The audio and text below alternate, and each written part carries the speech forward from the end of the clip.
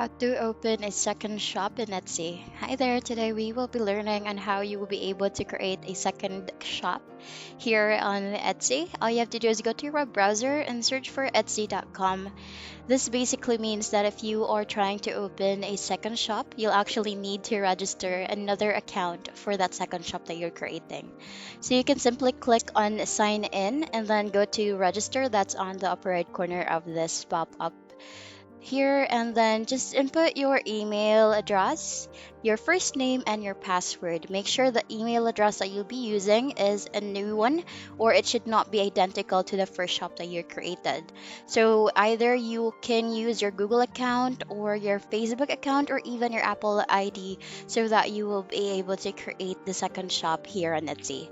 So once you have successfully registered your second account, you can definitely start selling your products here on Etsy. And that's the end of the video. Thank you for watching. Bye.